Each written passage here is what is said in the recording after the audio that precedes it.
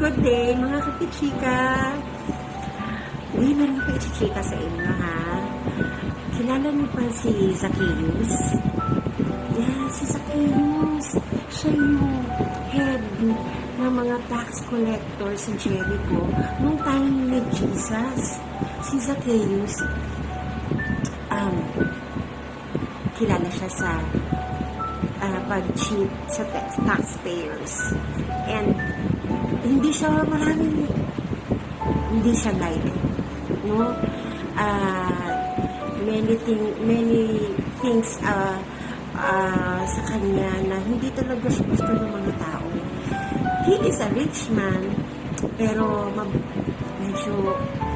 medyo kaligitan. May pagkapandak siya, yan.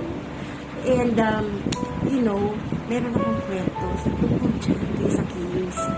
Kasi alam mo yan si Zacchaeus, na-intriga siya kay Jesus kasi nung time na yun si Jesus, famous nga si Jesus kasi marami siyang napapagaling, gano'n. So, nabalitaan niya dadaan si Jesus sa Jericho. So, ang ginawa niya talagang umakyat pa siya ng puno kasi nga, di ba nga, hindi nga makita si Jesus kasi pandak siya. So, umakyat siya sa puno para makita niya si Jesus. Pero, little did he know that Jesus also wants to meet him. Alam niyo, nakakatawa, no? Kasi, maybe right now, God is calling you. Just like Jesus, He called Zacchaeus. Doon sa puno, sabi niya kay Zacchaeus, "Ay, alika, baba ka dito." Ayan.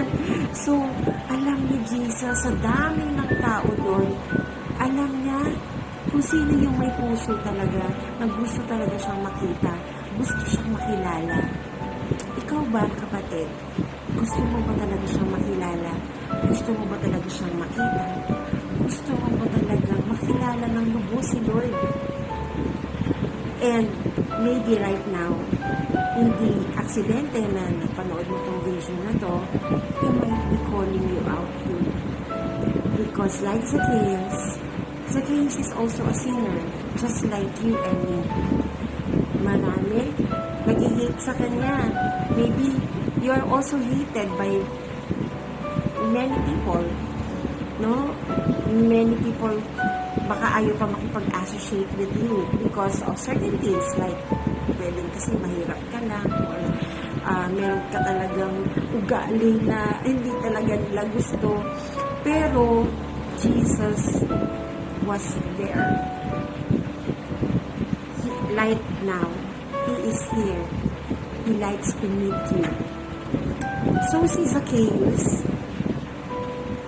when Jesus called him out from that tree, bumaba siya. Zacchaeus didn't just open his house, but he also opened his heart to Jesus. And from then on, Zacchaeus' life was changed. Kahit ano pa man yung bad things na nagawa natin in the past, kahit na hindi ka ganun ka-likeable, kahit na ang dami mong nagawang mali, God still wants to connect with you. He wants you. He wants to have a relationship with you. He wants you to get out from that sin. He wants you to be free. And that is why God sent Jesus to come to die for us and save us from our sins. He died and resurrected because He wants you also maging winner sa buhay, just as Jesus has been victorious over death. Si Lord, sobrang ayaw ka nang maiwan.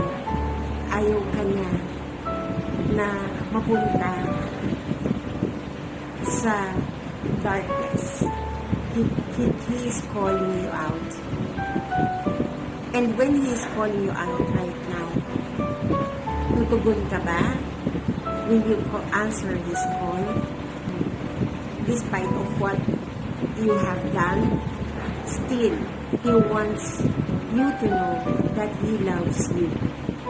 Kaya nga sabi si John 3:16, "For God so loved the world that He gave His only begotten Son, that whoever believes in Him will have eternal life."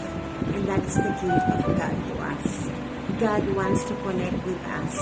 As you receive Jesus as your personal Lord and Savior, para automatic, meron ka ng SIM card access to God for you to be able to know Him and understand what His will for you.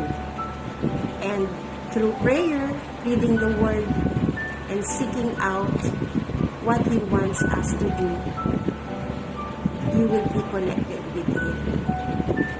Nakakatuwa, no?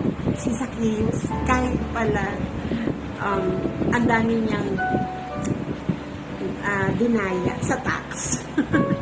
And ang dami niyang nagawang mali. At kahit pandak siya, still Jesus called him out. And his life was changed from then on.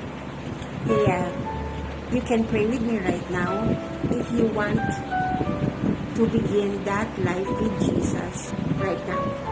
Dear God, thank you, Lord. Thank you so much, Lord, for dying on the cross and forgiving our sins. Please be the Lord of my life starting right now. I want to know you more, Lord God. You teach me to connect and become close to you as days go by. Thank you, Lord, for calling me out and for reaching to me. In Jesus' name, amen. So, have a good day, everyone. Yeah, medyo puyat ako ngayon. So, for any prayer and counseling, just message me. I'll be here to help you out.